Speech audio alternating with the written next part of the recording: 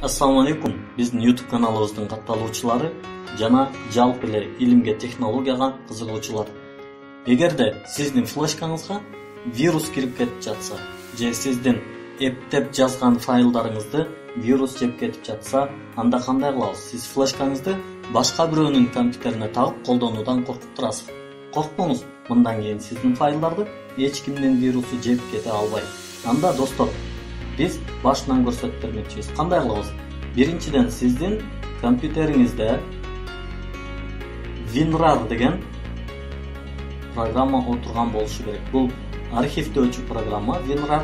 Эгерде сиз WinRAR'дын компьютериңизге кантип отурганын билгиңиз келсе, панель управления дегенге киресиз. Программа деген жерге бассаңыз, WinRAR деп турса, бул W аяк жагында болот. Аяк жагынан алфавит менен караганда көрөсүз, табасыз. Эгерде жок болсо, анда мен бул видеонун алдына WinRAR'дын ссылкаларын сизге таштап коем, аларды көчүрүп установка кылып алсаңыз болот.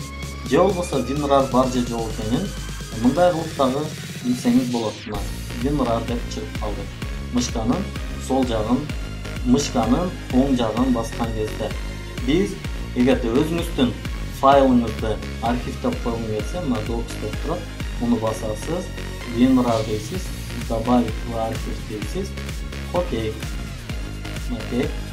Тез гана убакыттын ичинде болду. Же болбосо файлдарыңыздын өзүн дагы мындай чогусунан кармап туруп, WinRAR деп туруп, добавить в архив десеңиз, документ деп туруп өзүн сактап койду. Муну кааласаңыз атын өзгөртүп алсаңыз болот.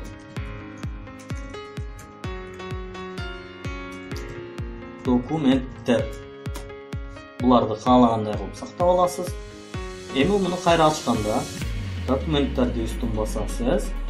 Мындай болуп ачылат, колдоно бересиз.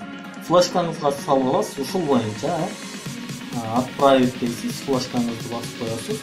Бул флешкада ушул боюнча жүрө берет. Муну вирус жеп кетпейт, жок болбойт. Көңүл бурганыңыздарга чоң рахмат. Бул WinRAR'дын архивин болсо, видеонун алдына ссылкасын коюп коем. Урматтуу биздин YouTube каналыбыздын катталуучулары, баарыңыздарга ийгилик каалайм. Жашоонун рахатын сезип жашай бериңиздер.